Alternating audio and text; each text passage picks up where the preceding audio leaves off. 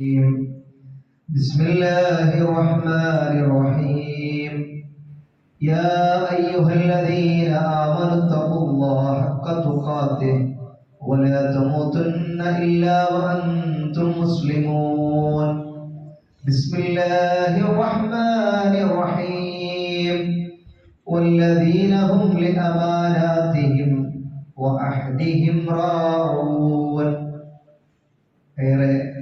സ്നേഹ ബഹുമാനമുള്ള സത്യവിശ്വാസി വിശ്വാസിനികളെ, ലോകരക്ഷിതാവും പരിപാലകനുമായ അല്ലാഹു സുബ്ഹാനഹു വ തആലയുടെ കൽപ്പനാ നിർദ്ദേശങ്ങൾ ജീവിതത്തിന്റെ എല്ലാ മേഖലകളിലും കഴിവിന്റെ പരമാവധി സൂക്ഷിച്ചും പാലിച്ചും ജീവിക്കണമേ എന്ന് എന്നെയും നിങ്ങൾ ഓരോരുത്തരെയും ആമുഖമായി ഉണർത്തുകയാണ്, വസിയ്യത്ത് ചെയ്യുകയാണ്.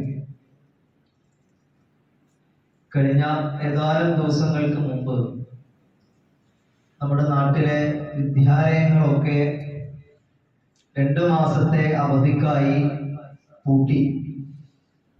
സ്വാഭാവികമായും നമ്മുടെയൊക്കെ വീട്ടിൽ നിന്നുള്ള വർത്തമാനം നമുക്കറിയാം. ഇനിയിപ്പോ 2 മാസം ഇവരെ എങ്ങനെയാണ് ഒന്ന് ഒതുക്കി നിർത്തുക എന്നുള്ളതിന്റെ ആശങ്ക ഉമ്മമാരും വീട്ടുകാരും ഒക്കെ പങ്കുവെക്കുന്ന ഒരു സമയമാണ്. യഥാർത്ഥത്തിൽ നമ്മൾ ചിന്തിക്കേണ്ട, അല്ലെങ്കിൽ നമ്മൾ ആലോചിക്കേണ്ടതും നമ്മൾ ചില തീരുമാനങ്ങൾ എടുക്കേണ്ടതുമായ ഒരു സമയവും സന്ദർഭവും കൂടെയാണ് ഈ അവധിക്കാലം എന്ന് പറഞ്ഞാൽ. അവധി ലഭിക്കുക, അല്ലെങ്കിൽ ഒഴിവ് ദിവസം ലഭിക്കുക, അല്ലെങ്കിൽ ഒഴിവ് സമയം ലഭിക്കുക എന്നുള്ളത് ഒരു മനുഷ്യനെ സംബന്ധിച്ചിടത്തോളം അവർ അനുഗ്രഹമാണ്. റസൂലുള്ളാഹി സ്വല്ലല്ലാഹു അലൈഹി വസല്ലം നമ്മെ ഉണർത്തിയത് നിഅമതാനി മഖ്ബൂൽ, 2 അനുഗ്രഹങ്ങളുണ്ട്. ആ 2 അനുഗ്രഹങ്ങൾ എന്ന് പറഞ്ഞാൽ സിഹത്ത് വൽ ഫറാഗ്, ഒന്ന് ആരോഗ്യവും ഒന്ന് ഒഴിവ് സമയമാണ്. ഇത് 2 അനുഗ്രഹങ്ങളാണ് മനുഷ്യർ. പക്ഷെ ഒരു കാര്യം കൂടെ റസൂലുള്ളാഹി സ്വല്ലല്ലാഹു അലൈഹി വസല്ലം പറഞ്ഞു, ഫീഹിമാ കസീറു മിനൻ നാസ്, അതിലധികം ആളുകളും വഞ്ചിക്കപ്പെട്ടു പോയിരിക്കുന്നു. വഞ്ചിതരാണ് ഈ 2 അനുഗ്രഹങ്ങളുടെ കാര്യത്തിൽ. ആരോഗ്യമുള്ള സമയത്ത് തന്നിൽ അർപ്പിതമായ കർത്തവ്യങ്ങൾ നിർവഹിക്കാൻ, പൂർത്തിയാക്കാൻ ശ്രദ്ധിക്കാതെ അലസത കാണിച്ച് വഞ്ചിക്കപ്പെട്ടു പോയ ആളുകൾ. ഒഴിവ് സമയം അങ്ങനെയാണ്. അവനവന്റെ ജീവിതത്തിൽ പ്രവർത്തിക്കാവുന്ന ഒഴിവ് സമയം കിട്ടിയിട്ട് അതിനെ മറ്റു പല രീതിയിലും ഉപയോഗപ്പെടുത്തിയവർ. അതുകൊണ്ട് ഈ 2 അനുഗ്രഹങ്ങളിൽ ജനങ്ങളിൽ അധികം ആളുകളും വഞ്ചിതരാണ്. അപ്പൊ നമ്മൾ അവധി ലഭിക്കുക, അല്ലെങ്കിൽ അവധിക്കാലം എന്നൊക്കെ പറയുമ്പോൾ, ഒരു ഒഴിവ് സമയം എന്നൊക്കെ പറയുമ്പോൾ, അതൊരു വിശ്വാസിയെ സംബന്ധിച്ചിടത്തോളം അവന് അനുഗ്രഹമാണ്. കൂടുതൽ അള്ളാഹുവിന്റെ മാർഗത്തിൽ പ്രവർത്തിക്കുവാൻ, അള്ളാഹുവിന്റെ മാർഗത്തിൽ സജീവമായി നിലകൊള്ളാനൊക്കെ ഉള്ള ഒരു സമയമായി ഉപയോഗപ്പെടുത്താൻ കഴിയും. നമുക്കറിയാം, കഴിഞ്ഞ മാസം പരിശുദ്ധമായ റമദാൻ. ആ റമദാനിനെ നമ്മൾ ഏറെ ശ്രദ്ധയോടുകൂടി ഉപയോഗപ്പെടുത്തി ചില തീരുമാനങ്ങളൊക്കെ എടുത്ത് നമ്മൾ ഏറെ പരിവർത്തനം ഉണ്ടാക്കി ജീവിച്ചു വന്നവരാണ്. എന്നാൽ രക്ഷിതാക്കളായ ഞാനും നിങ്ങളും ഈ അവധിക്കാലത്തെയും നമ്മൾ റമദാനിനെ ഒരുങ്ങിയതുപോലെ ഒന്ന് ഒരുങ്ങേണ്ടതുണ്ട്. നമ്മുടെ ജീവിതത്തിൽ നമ്മൾ ചില പ്ലാനിങ്ങുകൾ നടത്തേണ്ടതുണ്ട്. ഈ ഒഴിവ് കാലത്തെ, ഈ അവധിക്കാലത്ത് പെട്ടെന്ന് നമ്മുടെ മനസ്സിലേക്ക് അത് വരും. കാരണം നമ്മൾ ജീവിക്കുന്ന സാഹചര്യം എന്ന് പറഞ്ഞാൽ അത് ഏറെ പ്രയാസകരമാണ്. നമ്മുടെ മക്കളെ നന്മയുടെ വഴിയിൽ കൊണ്ടുവരിക എന്നുള്ളത് ഓരോ പിതാവിന്റെയും മാതാവിന്റെയും ഉത്തരവാദിത്വമാണ്. അപ്പൊ നമുക്കറിയാം, ഏത് സാഹചര്യത്തിലും ഏത് പ്രതിസന്ധിയിലും ഒരു മനുഷ്യന് പിടിച്ചു നിൽക്കാൻ, അവന് വിജയം നേടാൻ ആത്മീയമായ ഒരു കരുത്തുണ്ട് എങ്കിൽ, അഥവാ ദീനീപരമായ അറിവുകളും ചിട്ടയും ഒക്കെ ഉണ്ട് എങ്കിൽ അവനതിന് സാധിക്കും. അള്ളാഹുവിൽ വിശ്വാസം അർപ്പിച്ചുകൊണ്ട് ജീവിക്കുന്ന ഒരു വിദ്യാർത്ഥി, ഒരു യുവാവ്, ഒരു കൗമാരക്കാരന് അവന് വഴിതെറ്റി പോകാൻ സാധ്യതയില്ല. അപ്പൊ ദീനീപരമായ അറിവുകളിലേക്ക് നമ്മളെ മക്കളെ കൂടുതലായി എത്തിക്കുക എന്നുള്ളത്, പ്രിയമുള്ളവരെ, നമ്മളിൽ അർപ്പിതമായ ഒരു ഉത്തരവാദിത്തമാണ്. വിശുദ്ധ ഖുർആനിൽ സൂറത്ത് തഹരീമിൽ അല്ലാഹു സുബ്ഹാനഹു വ തആല നമ്മെ ഏറെ ഗൗരവത്തിൽ ഉണർത്തിയ ഒരു വാക്യമുണ്ടല്ലോ, യാ അയ്യുഹല്ലദീന ആമനൂ, ഏ വിശ്വാസികളെ, ഖു അൻഫുസകും വ അഹ്ലീകും നാർ, നിങ്ങളെയും നിങ്ങളുടെ കുടുംബത്തെയും നിങ്ങൾ നരകത്തിൽ നിന്നും കാക്കണം. ആ നരകത്തിൽ കത്തിക്കാൻ ഉപയോഗിക്കുന്നത് എന്ന് പറയുന്നത് ആരെയാണ്? വളരെ കൃത്യമായി നമ്മൾ ചിന്തിക്കണം. അപ്പൊ നരകത്തിൽ നിന്ന് നമ്മളെ തടിയും നമ്മളെ കുടുംബത്തെയും കാക്കുക എന്നുള്ളത് നമ്മളുടെ ഒരു കർത്തവ്യമാണ്, ഉത്തരവാദിത്തം. അതുകൊണ്ടാണ് സൂറത്തുൽ മുഅ്മിനൂനിൽ ഖദ് അഫ്ലഹൽ മുഅ്മിനൂൻ എന്ന തുടക്കം. വിശ്വാസികൾ വിജയം പ്രാപിച്ചു. ആരാണ് വിശ്വാസികൾ?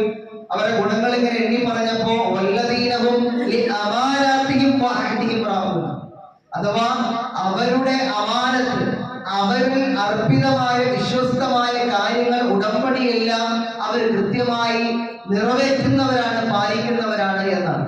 അപ്പൊ നമ്മൾ ആലോചിക്കും, നമ്മുടെ മക്കൾ എന്ന് പറഞ്ഞാൽ അത് നമുക്കൊരു അമാനത്താണ്. പക്ഷെ പലപ്പോഴും നമ്മൾ രക്ഷിതാക്കൾ, പല ആളുകളും പറയുന്നൊരു വാക്ക്, അവന് നന്നാവില്ല. ഞാൻ കുറേ നോക്കി, കുറേ ആളുകളോട് പറഞ്ഞു നോക്കി, അവന് കുറേ സൗകര്യങ്ങൾ ഞാൻ ചെയ്തു കൊടുത്തു, നമ്മളെ കൊണ്ട് ഇനി കഴിയൂല എന്നിങ്ങനെയുള്ള ചില തീരുമാനങ്ങളൊക്കെ എടുത്തതിന്റെ പരിണിത ഫലമാണ് നമ്മുടെ സമൂഹത്തിൽ നമ്മൾ ഇന്ന് കാണുന്ന ഈ വലിയ പ്രയാസകരമായ അവസ്ഥ. അങ്ങനെ കൈയൊഴിഞ്ഞ് മാറ്റി നിർത്തി പോകാൻ ഒരു മാതാവിനും പിതാവിനും സാധിക്കില്ല. കാരണം എന്താ? നമ്മുടെ മക്കളെ കുറിച്ച് നാളെ നമ്മൾ ചോദ്യം ചെയ്യപ്പെടും എന്നുള്ളതാണ് അതിന്റെ കാരണം. അതുകൊണ്ട് അങ്ങനെ അവൻ നന്നാവൂല, ഞാൻ കുറെയൊക്കെ നോക്കി എന്ന് പറഞ്ഞ് കൈയൊഴിഞ്ഞു പോകാൻ പറ്റിയ ഒരു സാഹചര്യമല്ല ആ വിഷയത്തിലുള്ളത്. എന്താണ് റസൂലുള്ളാഹി സ്വല്ലല്ലാഹു അലൈഹി വസല്ലം നമ്മെ ഉണർത്തിയത്? കുല്ലുക്കും റാഇൻ വകുല്ലുക്കും മസ്ഊലുൻ അൻ റഇയതിഹി എന്ന. എല്ലാവരും ഉത്തരവാദിത്തമുള്ളവരാണ്. ആ ഉത്തരവാദിത്തങ്ങളൊക്കെ തന്നെ നാളെ അല്ലാഹു അവരോട് ചോദിക്കുക തന്നെ ചെയ്യും. അതിൽ എടുത്തു പറഞ്ഞ റസൂലുള്ളാഹി സ്വല്ലല്ലാഹു അലൈഹി വസല്ലം, അർ-റജുലു റാഇൻ, ഒരു പുരുഷൻ അവൻ ഒരു ഉത്തരവാദിത്തമുള്ള ആളാണ്, അവൻ അമീറാണ്. ഏത് വിഷയത്തിൽ? അഹ്ലി ബൈതിഹി, അവന്റെ കുടുംബത്തിന്റെ നേതാവാണ് അവൻ, അവന്റെ കുടുംബത്തിന്റെ ഉത്തരവാദിത്തമുള്ളവനാണ് അവൻ. വഹുവ മസ്ഊൽ, അവൻ നാളെ അവന്റെ കീഴിലുള്ള ആളുകളെ കുറിച്ച് ചോദ്യം ചെയ്യപ്പെടും. വീണ്ടും റസൂലുള്ളാഹി സ്വല്ലല്ലാഹു അലൈഹി വസല്ലം പറഞ്ഞു, വൽ മർഅതു റാഇയത്തു, ഒരു സ്ത്രീ എന്ന് പറഞ്ഞാൽ അവൾ ഉത്തരവാദിത്തമുള്ളവളാണ്. അലാ ബൈതി, ആ കുടുംബത്തിന്റെ, വലദിഹി, അവളുടെ മക്കളുടെ, വഹിയ മസ്ഊലത്ത്, അവൾ ചോദ്യം ചെയ്യപ്പെടും. അതുകൊണ്ട് ഒരു ഉപ്പയായ നമ്മൾ, ഉമ്മയായ നമ്മൾ, നമ്മുടെ മക്കളുടെ വിഷയത്തിൽ കൈയൊഴിഞ്ഞു പോകാൻ ഒരു നിലക്കും സാധ്യമല്ല. കാരണം പരലോകമുണ്ട് എന്ന് വിശ്വസിക്കുന്നവരാണ് ഞാനും നിങ്ങളും. ആ പരലോകത്ത് അല്ലാഹു സുബ്ഹാനഹു വ തആല നമ്മുടെ മക്കളെ കുറിച്ച് നമ്മളോട് ചോദ്യം ചെയ്യപ്പെടും. കാരണം അവരുടെ മേൽ നമുക്ക് ഉത്തരവാദിത്തങ്ങളുണ്ട്. അതുകൊണ്ട് അവരുടെ രക്ഷിതാക്കളാണ് ഞാനും നിങ്ങളും ഒക്കെ. അതുകൊണ്ട് ആ മക്കളുടെ വിഷയത്തിൽ പ്രിയമുള്ളവരെ നമ്മൾ തിരിച്ചറിയേണ്ട ഒന്ന്, ഒഴിഞ്ഞു മാറാൻ കഴിയില്ല, നമ്മുടെ അമാനത്താണ്. ആ അമാനത്ത് പൂർത്തീകരിക്കുന്നവരാണ് വിശ്വാസികൾ, വിജയിച്ചവർ എന്ന് ഖുർആൻ തന്നെ പറയുന്നുണ്ട്. അപ്പൊ നമ്മൾ വിശ്വാസികളാണ്, നമ്മൾ വിജയിക്കാൻ വേണ്ടി അഹോരാത്രം പണിയെടുക്കുന്നവരും അധ്വാനിക്കുന്നവരുമാണ്. അപ്പോ നമ്മുടെ മക്കളുടെ വിഷയത്തിൽ നമ്മൾ ആ അധ്വാനവും പരിശ്രമവും ഉണ്ടാവണം. അതിലേറെ ശ്രദ്ധിക്കേണ്ട ഒരു ഭാഗം, പ്രിയമുള്ളവരെ, നന്മകൾ ചെയ്യാനുള്ള അവസരങ്ങൾ നമ്മുടെ മക്കൾക്ക് നമ്മൾ ഒരുക്കി കൊടുക്കുക. ഈ ഒരു അവധിക്കാലത്ത് പ്രത്യേകിച്ചു നന്മകൾ ചെയ്യാനുള്ള അവസരങ്ങൾ. ഇപ്പൊ നമ്മൾ ആലോചിച്ച് നോക്കൂ, ഒരു മരത്തിന്റെ തൈ നമ്മുടെ വീട്ടിൽ നമ്മൾ നട്ടു കഴിഞ്ഞാൽ നമ്മൾ അതിന് എത്രത്തോളം ശ്രദ്ധ കൊടുക്കും? നമ്മൾ രാവിലെ അതിന് വെള്ളം ഒഴിച്ചു കൊടുക്കും, നമ്മൾ അതിനെ പരിചരിക്കും, അതിന് ചുറ്റും വല്ലതും കെട്ടിക്കൊടുക്കും, മറ്റു മൃഗങ്ങളൊന്നും കഴിക്കാതിരിക്കാൻ അതിനെ സംരക്ഷിക്കും, ഒക്കെ ചെയ്യും നമ്മൾ. എന്തുകൊണ്ടാണ്? അതാ വളർന്നു വരുന്ന സമയത്ത് തന്നെ അതിന് എന്തെങ്കിലും കേടുപാട് സംഭവിച്ചാൽ അതിന് വലിയ ആപത്താണ്. ചിലപ്പോൾ അത് വളരാതെ നശിച്ചു പോകും. അപ്പോൾ നമ്മൾ അത്രയധികം ശ്രദ്ധിക്കും. അതുപോലെ തന്നെയാണ് മക്കളുടെ വിഷയവും. ആ ചെറുപ്പത്തിൽ നമുക്ക് ശ്രദ്ധിക്കണം. ആ വൃക്ഷം വളർന്നിങ്ങനെ വലുതായി കഴിഞ്ഞാൽ അതിനേൽക്കുന്ന ചെറിയ പരിക്കുകളൊന്നും അത്ര വലിയ പ്രശ്നമില്ല.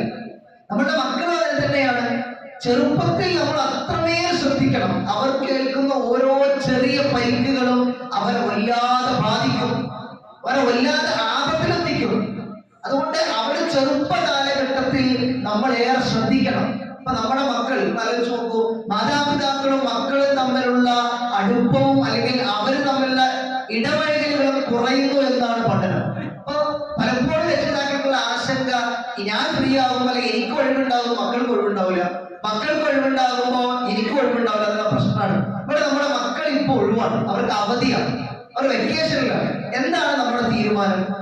എല്ലാ മാസങ്ങളെയും പോലെ ഇതും അങ്ങനെ വിടാം എന്ന തീരുമാനത്തിലല്ല.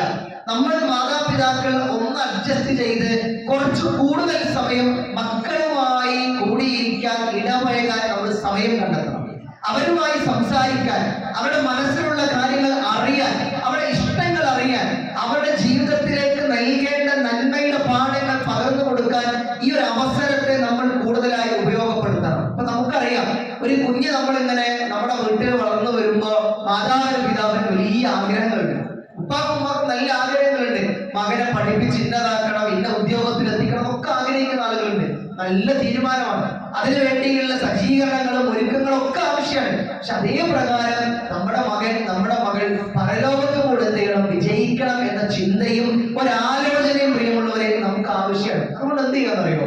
ഈ ഒരു അവധിക്കാലത്ത് നമ്മൾ നമ്മുടെ മക്കൾക്ക് കൂടുതൽ നന്മകളിൽ സജീവമായി നിലകൊള്ളാനുള്ള അവസരങ്ങൾ ഒരുക്കി കൊടുക്കാം. ഇപ്പൊ നോക്കൂ, നിങ്ങൾ വെക്കേഷനിൽ ചിലപ്പോ ടൂർ പോകാൻ തീരുമാനിച്ച കുടുംബങ്ങൾ ഉണ്ടാവും, മാതാപിതാക്കളുണ്ടാവും. ആവശ്യമാണ് മക്കളുമായി ഒരു യാത്ര പോവുക. എന്താണ് നമ്മൾ കൊടുക്കേണ്ട സന്ദേശം? അതിങ്ങനെ ധാരാളം യാത്ര ചെയ്ത് പോകുന്ന വഴിയില് കുറെ ഹോട്ടലുകളിൽ കയറി ഭക്ഷണം കഴിച്ച് കുറെ ഫോട്ടോ എടുത്തത് ഇങ്ങനെ സോഷ്യൽ മീഡിയയിൽ ഇട്ട് അതല്ല. അതിനപ്പുറത്ത് രക്ഷിതാക്കൾ ചില ലക്ഷ്യങ്ങൾ ഉണ്ടാക്കിയെടുക്കുക.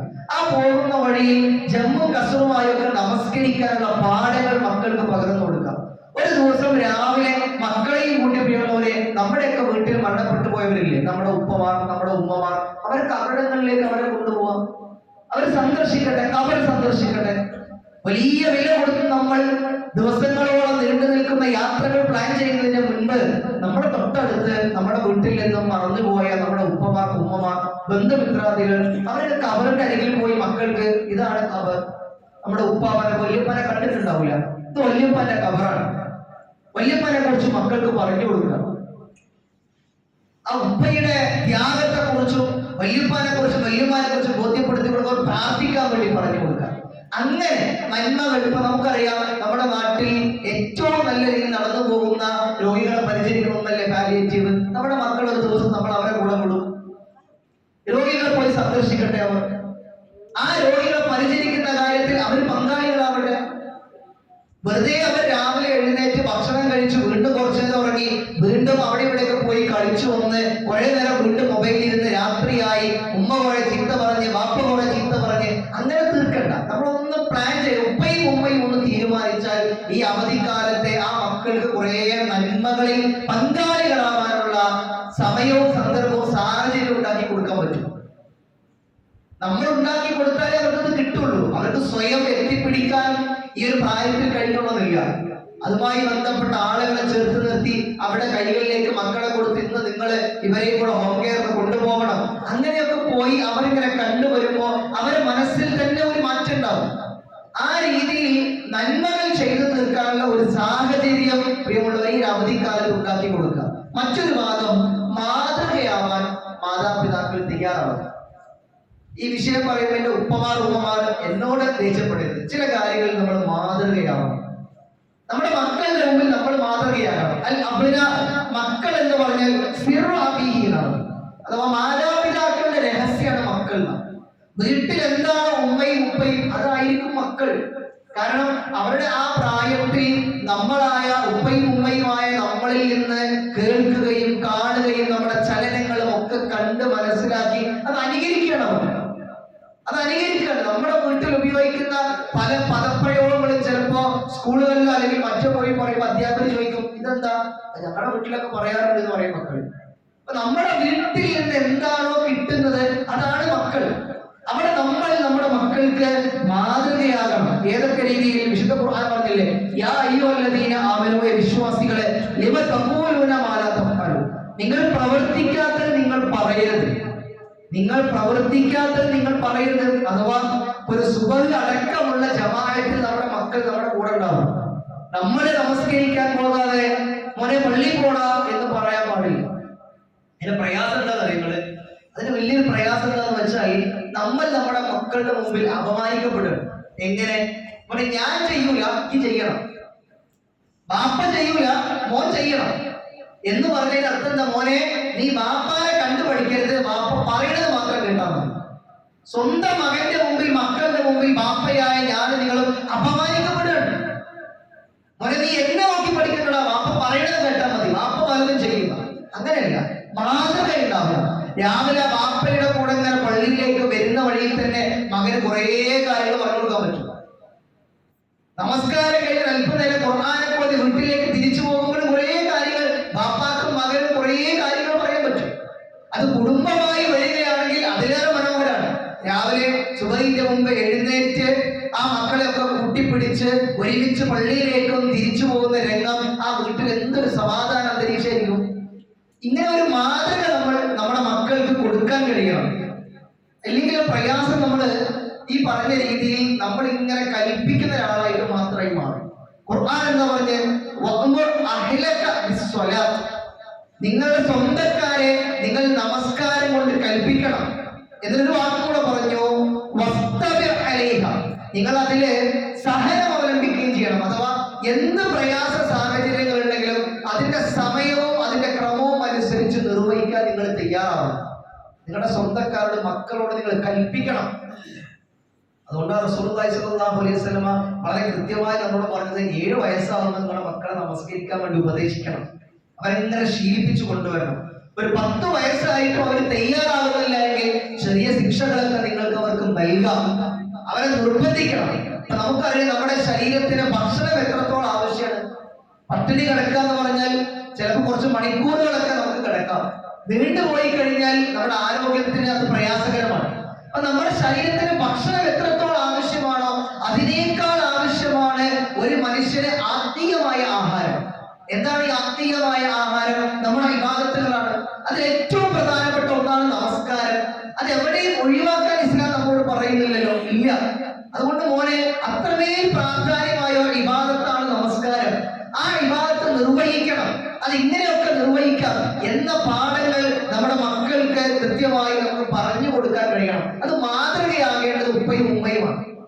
അതുപോലെ മര്യാദകൾ, സംസ്കാരങ്ങൾ പഠിക്കേണ്ടത് നമ്മളിൽ നിന്നാണ്. സലാം പറയുന്ന ശീലം പഠിക്കേണ്ടത്, കളവ് പറയരുത് എന്ന് കൃത്യമായി പഠിക്കേണ്ടത് മാതാപിതാക്കളിൽ നിന്നാണ്. പക്ഷെ പറയാം, ചില കാര്യങ്ങളിലൊക്കെ എനിക്ക് രക്ഷപ്പെടാൻ പറയാം എന്ന് പലപ്പോഴും മക്കൾ പഠിക്കുന്നത് മാതാപിതാക്കളിൽ നിന്നാണ്.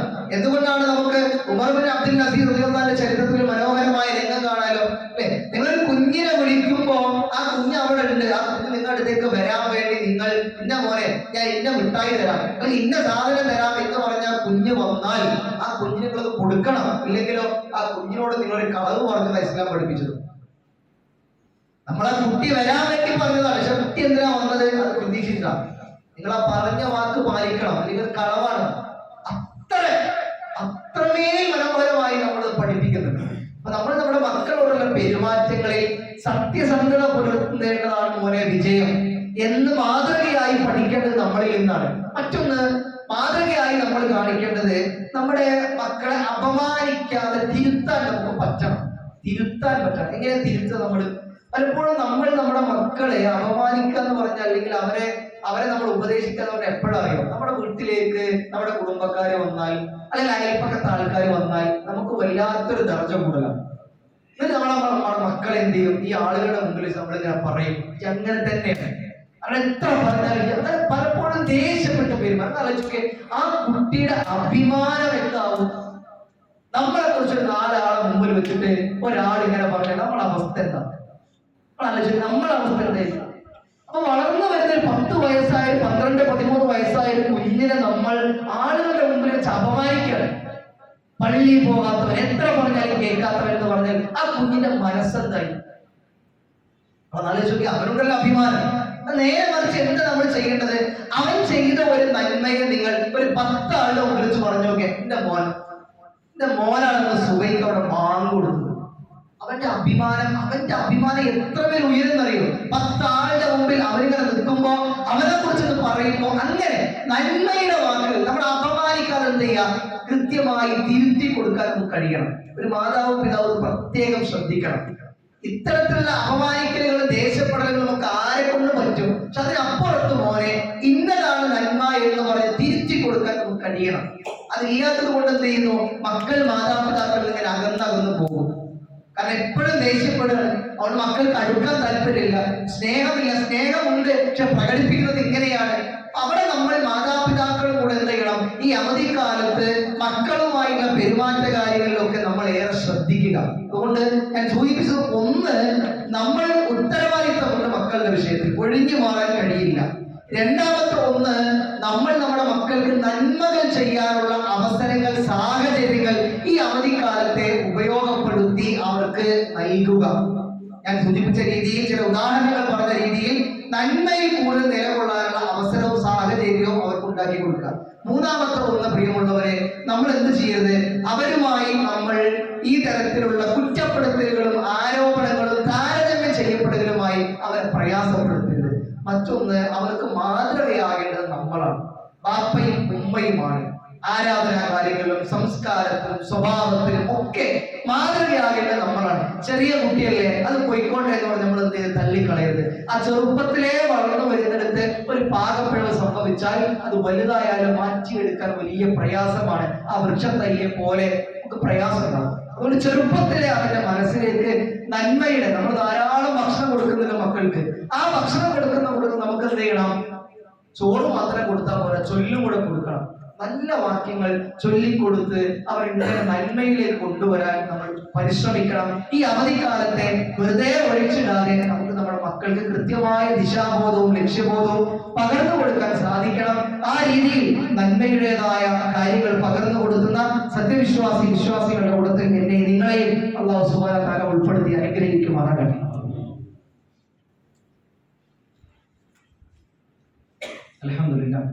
അൽഹംദുലില്ലാഹി റബ്ബിൽ ആലമീൻ വൽആഖിബത്തു ലിൽമുത്തഖീൻ വലാ ഉദ്വാന ഇല്ലാ അലൽ ളാലിമീൻ വനബിയിനാ മുഹമ്മദ് വഅലാ ആലിഹി വസഹ്ബിഹി അജ്മഈൻ. അമ്മാ ബഅദ്. ഒരിക്കൽ കൂടി അല്ലാഹുവിന്റെ കൽപ്പനാ നിർദ്ദേശങ്ങൾ ജീവിതത്തിന്റെ എല്ലാ മേഖലകളിലും സൂക്ഷിച്ചു പാലിച്ചു ജീവിക്കണമെന്ന് ഓർത്തുകയാണ്. നമ്മൾ പറഞ്ഞത്, സാന്ദർഭികമായി അവധിക്കാലം, വേനൽ അവധിയാണ്, സ്കൂളുകളൊക്കെ പൂട്ടി. മക്കളുടെ വിഷയത്തിൽ ഒരു കൃത്യമായ ഒരു പ്ലാനിങ് മാതാപിതാക്കളായ നമുക്ക് പ്രത്യേകിച്ച് ഇങ്ങനെയുള്ള ഒരു സാമൂഹിക അന്തരീക്ഷത്തിൽ ഉണ്ടാവണം എന്നത് മാത്രമാണ്. അപ്പൊ നമുക്കറിയാം, ഇനി മക്കളും കൂടെ, നമുക്കെന്നറിയാം, സ്കൂളൊന്നും ഇല്ലാത്തതുകൊണ്ട് പള്ളിയിൽ ധാരാളം മക്കളുണ്ട്. അവരോടും കൂടെ ചേർത്തിട്ടാണ് ഇനിയുള്ള ഒന്ന് രണ്ട് കാര്യങ്ങൾ പറയാനുള്ളത്. ഒന്ന്, മാതാപിതാക്കൾ ശ്രദ്ധിക്കണം, പ്രിയപ്പെട്ട അനുജന്മാരും അനുജത്തിമാരും ശ്രദ്ധിക്കണം. കൂട്ടുകെട്ടുകൾ, നല്ല കൂട്ടുകാരന്മാരെ കൂട്ടുകാരികളെ ചേർത്ത് പിടിക്കാൻ നമ്മൾ ശ്രദ്ധിക്കണം. നമ്മളിങ്ങനെ ആലോചിച്ചാൽ മതി, പ്രിയമുള്ള അനുജന്മാരെ, ബാങ്ക് കൊടുത്താൽ നമസ്കരിക്കാം എന്ന് പറയുന്ന കൂട്ടുകാരനാണോ എനിക്ക്? അതല്ല. പോവണ്ട എന്ന് പറയുന്ന കൂട്ടുകാരനാണോ എനിക്ക്? നമുക്ക് വളരെ വ്യക്തമായിട്ട് ഇത് മനസ്സിലാവും. റസൂലുള്ളാഹി സ്വല്ലല്ലാഹു അലൈഹി വസല്ലം പറഞ്ഞത് അർ-റജുലു അലാ ദീനി ഖലീലിഹി എന്നാണ്. ഒരു മനുഷ്യൻ അവന്റെ കൂട്ടുകാരന്റെ മതത്തിലായിരിക്കും, അഥവാ കൂട്ടുകാരന്റെ സ്വഭാവത്തിലും ആ ജീവിത രീതിയിലുമായിരിക്കും ഒരാൾ ഉണ്ടാവുക. അവനവരെ കൂട്ടുകാരെ കുറിച്ച് തിരഞ്ഞെടുക്കുമ്പോൾ അവർ ചിന്തിച്ചു കൊള്ളട്ടെ എന്ന് റസൂലുള്ളാഹി പറഞ്ഞു. ആരാണ് ഒരു നല്ല കൂട്ടുകാരൻ, ആരാണ് ഒരു മോശം കൂട്ടുകാരൻ? നമ്മൾ ഏറെ കേട്ടതാണ് ഹദീസ്. ഒരു നല്ല കൂട്ടുകാരൻ എന്ന് പറഞ്ഞാൽ അത്ര വിൽപ്പനക്കാരനെ പോലെയാണ്. എന്താണ് പ്രത്യേകത? ഒരു പക്ഷെ ചിലപ്പോൾ നിനക്ക് ആ അത്ര വിൽപ്പനക്കാരൻ ചിലപ്പോൾ അത്ര സമ്മാനമായി തന്നേക്കാം, ഒരു ഹദിയ തന്നേക്കാം, അല്ലെങ്കിൽ വെറുതെ തന്നേക്കാം. അതുമല്ലെങ്കിലോ അവരിൽ നിനക്ക് എന്ത് ചെയ്യാം? ഒരു അത്ര പണം കൊടുത്ത് വാങ്ങാം. അതുമല്ലെങ്കിലോ ആ അത്ര വിൽപ്പനക്കാരന്റെ അടുത്ത് പോയി എന്നാൽ എന്ത് ചെയ്യാൻ പറ്റും? നല്ല മണം ഉണ്ടാകും, നല്ല മണം ഉണ്ടാകും. ഇതാണ് നല്ല കൂട്ടുകാരൻ. നന്മകൾ ചിലപ്പോൾ നിനക്ക് വെറുതെ കിട്ടും, നന്മകൾ ചിലപ്പോൾ നിനക്ക് പകർന്നു തരും. അതിന്റെ കൂടെ നിന്നാൽ തന്നെ ചിലപ്പോൾ എന്ത് ചെയ്യാൻ പറ്റും? നല്ല കാര്യങ്ങൾ നമ്മുടെ അരികിലേക്ക് ചേർന്ന് വരും. എന്നാൽ ഒരു ചീത്ത കൂട്ടുകാരൻ എന്ന് പറഞ്ഞാൽ, പ്രിയമുള്ള അനുജന്മാരെ അനുജത്തിമാരെ, ഒരു കൊല്ലന്റെ ആലയിലെ പോലെയാണ്. അവിടെ നിങ്ങൾ ജസ്റ്റ് പോയി നിന്നാൽ തന്നെ മതി. ചിലപ്പോൾ നിങ്ങളുടെ വസ്ത്രങ്ങൾ അത് കരിച്ചു കളയും. അതല്ലെങ്കിൽ ചിലപ്പോൾ നിനക്ക് വല്ല ദുർഗന്ധം ഉണ്ടാക്കുമ്പോൾ നമ്മളിങ്ങനെ നോക്കുമ്പോൾ നമുക്ക് ആസ്വാദനം. എന്താണ് ആസ്വാദനം? നമ്മളിങ്ങനെ സ്കൂളൊക്കെ വിട്ടു പോകുമ്പോൾ അല്ലെങ്കിൽ കോളേജിലൊക്കെ ഉച്ചക്കൊക്കെ ഇറങ്ങിയിട്ട് നമ്മൾ എന്ത് ചെയ്യുന്നുണ്ട്? മാളിൽ പോകുന്നുണ്ട്, ഫുഡ് കോർട്ടിലൊക്കെ പോയി നല്ല ഫുഡ് കഴിക്കുന്നുണ്ട്, നമ്മൾ ജ്യൂസ് കുടിക്കുന്നുണ്ട്, നല്ല ഫോട്ടോ, നല്ല രസമാണ്. പക്ഷെ എന്തില്ല? നമ്മുടെ ഇബാദത്തുകളൊന്നുമില്ല, നമസ്കാരമൊന്നുമില്ല. അവരുടേതായ കാര്യങ്ങൾ കേട്ട് ഞാനും എന്റെ വസ്ത്രങ്ങളിലൊക്കെ മാറ്റം വരുത്തി, തട്ടമിട്ടിരുന്ന ഞാനിപ്പോ തട്ടമിടാതെയായി. എന്തേ? എന്നെ കാണാൻ അത്ര ഭംഗിയൊന്നുമില്ല തട്ടിട്ടാണ്, ഇങ്ങനെ ഇടുമ്പോഴാണ് ഭംഗി എന്ന് അവരൊക്കെ പറഞ്ഞത്. അവരെക്കാൾ മുകളിൽ അള്ളാഹുവിന്റെ കൽപ്പന ഉണ്ട് എന്നുള്ള ബോധ്യം നമുക്ക് ഉണ്ടാവണം. അപ്പൊ നമുക്ക് നൽകുന്ന ഉപദേശം അല്ലെങ്കിൽ നമുക്ക് കിട്ടുന്ന പാഠമൊക്കെ നന്മയുടെ നല്ല കൂട്ടുകാരിൽ നിന്നാണ് എന്നുള്ള ഒരു ചിന്ത നമുക്ക് ഉണ്ടാകണം. അതുകൊണ്ട് മാതാപിതാക്കളോട് ശ്രദ്ധിക്കണം, എന്റെ മക്കൾ ആരുടെ കൂടെയാണ് കൂടുതൽ സമയം കൂട്ടുകൂടുന്നത്. അത് നമ്മൾ അറിയണം. എന്താണ് അവന്റെ കാര്യങ്ങൾ, അവൻ ചെയ്യുന്ന പ്രവൃത്തികൾ, ക്രയവിക്രയങ്ങൾ എന്തൊക്കെയാണ്, അവൻ എവിടെയൊക്കെയാണ് പോണത്. ഇതൊരു മാതാവും പിതാവും ഇന്ന് വളരെ കൃത്യമായി അറിഞ്ഞിരിക്കണം. വളരെ കൃത്യമായി അറിഞ്ഞിരിക്കണം. അവൻ എപ്പോ വരുന്നു, എവിടെ പോകുന്നു, എത്ര സമയം ഇല്ലാതെയാണെന്നൊക്കെ നമ്മൾ കൃത്യമായി ബോധ്യപ്പെടണം. അവന് സ്കൂൾ സമയം എത്രയാണ്, ഈ സ്പെഷ്യൽ ക്ലാസ്സുകൾ എത്ര സമയമാണ്, എപ്പോഴാണ് സ്കൂളിൽ നിന്ന് വിട്ടത്, ഇതൊക്കെ കൂട്ടുകാരന്മാരെ കുറിച്ചുള്ള ബോധ്യം മാതാപിതാക്കളെ, ഉമ്മമാരെ നമ്മൾ ഉണ്ടാക്കിയെടുക്കണം. അതുകൊണ്ട് മക്കളും കൂടെ ഉള്ളതുകൊണ്ടാണ് പറയുന്നത്, നമ്മുടെ കൂട്ടുകാരന്മാർ ആരാണ് എന്ന് കൃത്യമായ ബോധം നമുക്ക് ഉണ്ടാവണം. കൂട്ടുകാരൻ മോശമായി കഴിഞ്ഞാൽ നമ്മൾ എത്ര നന്നായിട്ടും കാര്യമില്ല, ഒരു പക്ഷേ നമ്മൾ അവന്റെ വലയത്തിൽ പെട്ടുപോകും. കാരണം തിന്മകളിലേക്കാണ് നമ്മൾ ആകർഷിക്കപ്പെടുക കൂടുതലായി, ആവാസങ്ങളിലേക്കാണ് നമ്മൾ ആകർഷിക്കപ്പെടുക കൂടുതലായിട്ട്. അതുകൊണ്ട് നമ്മൾ വഴിതെറ്റാൻ അവസരങ്ങൾ കൂടുതലാണ്. അതുകൊണ്ട് നമ്മൾ ശ്രദ്ധിക്കുക, മാതാപിതാക്കളും മക്കളും ശ്രദ്ധിക്കുക. നമ്മുടെയൊക്കെ നാട്ടിൽ എന്തുണ്ട്, നല്ല നന്മയുടെ കൂട്ടങ്ങളുണ്ട്, വിദ്യാർത്ഥികളുടെ പ്രസ്ഥാനങ്ങളും കൂട്ടങ്ങളൊക്കെ ഉണ്ട്. അതിനെയൊക്കെ നമ്മുടെ കുട്ടികളെ പങ്കാളികളാക്കാൻ വേണ്ടി ശ്രദ്ധിക്കുക. നന്മകൾ, ലഹരിക്കെതിരെ, നമസ്കരിക്കുന്നവർ, തിന്മകൾക്കെതിരെ ഒക്കെ എന്ത് ചെയ്യുന്നുണ്ട്, കൃത്യമായ നിലപാട് സ്വീകരിച്ച് നന്മകൾ പകർന്നു കൊടുത്ത് അത്തരത്തിൽ വെക്കേഷനുകളിലൊക്കെ പഠന ക്ലാസ്സുകളൊക്കെ സംഘടിപ്പിക്കുന്ന സംഗതികളൊക്കെ നമ്മുടെ നാട്ടിലുണ്ട്. അതിലേക്ക് നമ്മുടെ രക്ഷിതാക്കൾ മക്കളെ എത്തിക്കുവാനും നമ്മുടെ പ്രിയപ്പെട്ട അനുജന്മാർ, അനുജത്തിമാർ, നിങ്ങൾ സ്വയം അവിടേക്ക് എത്താനും ഒക്കെ നിങ്ങൾ ശ്രദ്ധിക്കുക. എത്രത്തോളം ദീനീപരമായ അറിവ് നിങ്ങൾ നേടുന്നോ അത്രത്തോളം നന്മയുടെ ആളുകളായി ജീവിക്കാൻ നമുക്ക് സാധിക്കും. അതുപോലെ നിങ്ങൾ റമദാനിൽ നമ്മൾ കുറെ ഖുർആൻ ഓതി, എന്റെ അനുജന്മാർ, അനുജത്തിമാരെ നിങ്ങൾ തീരുമാനം എടുക്കുക. ഉപ്പയെന്നും പറയണം, നിങ്ങൾ തീരുമാനിച്ചോ 2 മാസം കൊണ്ട് ഞാൻ ഏതാനും സൂറത്തുകൾ 50 ദിവസത്തിന് താഴെയുള്ള ഒരു 10 സൂറത്ത് ഞാൻ മനഃപ്പാഠമാക്കും. നിങ്ങൾ തീരുമാനിക്കും. ടൂർ പോകാൻ തീരുമാനിച്ചവരുണ്ട്, തുറന്നെ പറയാം. സിനിമക്ക് പോകാൻ തീരുമാനിച്ച ആളുകളിൽ ഉണ്ട്, പല ആളുകളും നമ്മുടെ മക്കളിൽ നമ്മൾ അറിയാതെ പോകുന്നവരൊക്കെ ഉണ്ട്. നമുക്കും വേണ്ടേ പരലോകത്തിൽ വിജയം? ഈ ലോകത്ത് നിന്ന് മരിച്ചിങ്ങനെ പോകുമ്പോ നമ്മുടെ മുമ്പിൽ നമ്മുടെ മയ്യത്ത് നമസ്കരിക്കാൻ കുറച്ചാള് നമുക്കും വേണ്ടേ? എങ്ങനെ മരിക്കണം? നമുക്ക് നന്മയിൽ മരിക്കണം. നന്മയിൽ ഇങ്ങനെ ജീവിച്ചു കൊണ്ടിരിക്കെ നമുക്ക് മരിക്കണം. പക്ഷെ നമുക്ക് പലപ്പോഴും നമ്മൾ അനുകരിക്കേണ്ടത് റസൂലുള്ളാഹിന്റെ ജീവിതമാണ്, ഖുർആനാണ് നമ്മളിങ്ങനെ കേൾക്കുന്നു എന്നല്ലെങ്കിൽ പോലും കൃത്യമായി എന്റെ പ്രിയപ്പെട്ട വിദ്യാർത്ഥിനികളെ, അനുജന്മാരെ, അനുജത്തിമാരെ, നിങ്ങൾ ശ്രദ്ധിക്കേണ്ടത്, നിങ്ങൾ കാണുന്ന ലോകം അത് ഒരു യഥാർത്ഥ ലോകമല്ല, അത് ഫാന്റസിയാണ്, അത് ഉണ്ടാക്കിയെടുത്തതാണ്, അത് അഭിനയത്തിന്റെ മേഖലയാണ്. ഒരു സിനിമയിൽ നിങ്ങൾ കാണുന്ന വീഡിയോ ഒക്കെ അഭിനയങ്ങളാണ്. ആ അഭിനയിക്കുന്നത് നിങ്ങൾ നിങ്ങളുടെ ജീവിതമാക്കി മാറ്റരുത്. അഭിനയിക്കാൻ വേണ്ടി ചിലപ്പോൾ അവർ പല ഡയലോഗുകൾ പറയും, അവർ പലതും കാണിക്കും. അതൊക്കെ റിയൽ ലൈഫിൽ നമ്മുടെ ഒറിജിനൽ ജീവിതത്തിലേക്ക് നമ്മൾ കൊണ്ടുവന്നാൽ നമുക്കുണ്ടാകുന്ന പ്രയാസം അത് യഥാർത്ഥ ജീവിതമല്ല എന്നുള്ളതാണ്. യഥാർത്ഥ ജീവിതം എന്താന്ന് പറയുന്നത്, നിങ്ങളുടെ ഉപ്പാനെ നോക്കുക. നിങ്ങളിങ്ങനെ ബ്രാൻഡഡ് ഷൂ വേണം, ഷർട്ട് വേണം, ഉപ്പായിരിക്കും അങ്ങനത്തെ വേണം എന്ന് പറയുമ്പോൾ ഉപ്പ പൈസ തരുന്നില്ലേ? ആ ഉപ്പ രാവിലെ ഇങ്ങനെ എഴുന്നേറ്റ് ഉമ്മാന്റെ ഇങ്ങനെ കട്ടൻ ചായയും വാങ്ങി ഈ വലിയ ചൂടുള്ള ഈ വേനലവധി, ഈ വേനൽക്കാലത്ത് നമ്മുടെ ഉപ്പ പൊരിഞ്ഞ വെയിലത്ത് പണിയെടുക്കുക. സ്വന്തം അസുഖം പോലും മാറ്റിവെച്ച് അല്ലെങ്കിൽ രാവിലെ പോകുമ്പോൾ 1-2 ഗുളികകൾ ഏറെ കുടിച്ച് ജോലിക്ക് പോവാ. വൈകുന്നേരം വരിക. നമ്മുടെ രാത്രി ഉമ്മ അങ്ങനെ പറഞ്ഞിട്ട് മോനിൻ്റെത് വേണമെന്ന് പറഞ്ഞപ്പോൾ ഉപ്പ കൊടുക്കുകയാണ് പൈസ. ഉപ്പാന്റെ മരുന്നുള്ള പൈസ ഉപ്പാന്റെ കൂട്ടുകാരിൽ ഉപ്പ കടം വാങ്ങിയിട്ടുണ്ടാവും. നമുക്കതറിയില്ല. നിങ്ങൾ ഇന്നേ വരെ ചോദിച്ചു നിങ്ങൾ ഉപ്പാനോട്, ഉപ്പങ്ങൾ കഴിക്കണം മരുന്ന് ഏതാ, എന്തെങ്കിലും അസുഖം? ഒരു പ്രാവശ്യം നമ്മൾ ചോദിച്ചു, അനുജന്മാരെ, അനുജത്തിമാരെ, നിങ്ങളൊന്ന് ചോദിച്ചു നോക്കി. നിങ്ങൾ ഉപ്പാനെ ഇങ്ങനെ കാണില്ലേ? ഉപ്പാന്റെ ശരീരം ഇങ്ങനെ ശോഷിച്ചു പോയി, മുടിയൊക്കെ ഇങ്ങനെ നരച്ച് പ്രയാസപ്പെട്ട് നിരമ്പൊക്കെ ഇങ്ങനെ പുറത്തേക്ക് വന്ന് എന്തേ പറ്റി നമ്മുടെ ഉപ്പാക്ക്? നമുക്ക് വേണ്ടി അധ്വാനിക്കാണ്,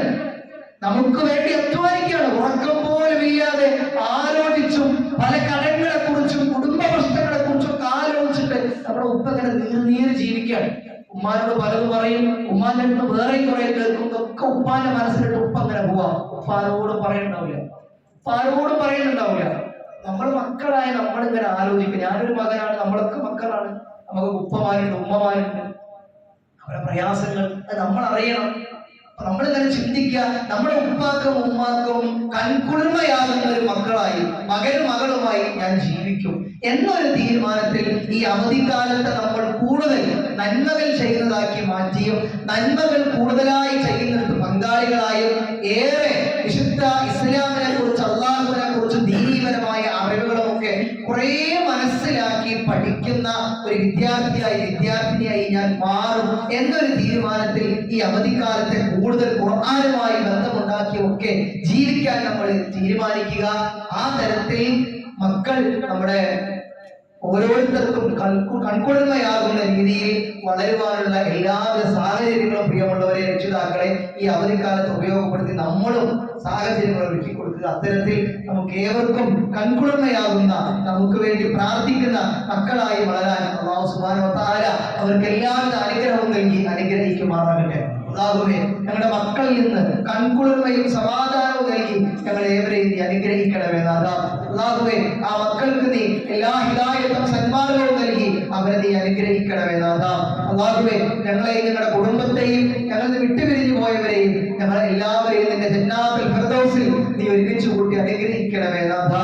അല്ലാഹുവേ, അറിഞ്ഞും അറിയാതെയും രഹസ്യമായും പരസ്യമായും ചെയ്തു പോയ എല്ലാ തെറ്റുകുറ്റങ്ങളും ഞങ്ങൾക്ക് ഏവർക്കും നീ പുറത്തു മാപ്പാക്കി തരണമേ. അല്ലാഹുവേ, പരിശുദ്ധമായ റമദാനിൽ ഞങ്ങൾ അനുഷ്ഠിച്ച നോമ്പുകളും നമസ്കാരങ്ങളും എല്ലാ സൽപ്രവർത്തനങ്ങളും നീ സ്വീകരിച്ച് തക്കതായ പ്രതിഫലം നൽകി അനുഗ്രഹിക്കണമേ നാഥാ.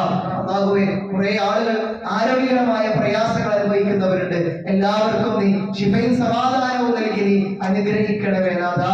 അല്ലാഹുവേ, എവിടെ വെച്ച് മരിച്ചാലും മുസ്ലിമായിട്ട് മരിക്കാനും ലാ ഇലാഹ ഇല്ലല്ലാഹ് എന്ന് ഉച്ചരിച്ചുകൊണ്ട് മരിക്കാനുള്ള തൗഫീഖ് ഞങ്ങൾക്ക് ഏവർക്കും നീ പ്രദാനം ചെയ്ത് അനുഗ്രഹിക്കണമേ നാഥാ. اللهم اجرنا من النار، اللهم اجرنا من النار، اللهم اجرنا من النار. اللهم اعز الاسلام والمسلمين واذل الشرك والمشركين. ربنا تقبل منا انك انت السميع العليم. ربنا آتنا في الدنيا حسنه وفي الاخره حسنه وقنا عذاب النار.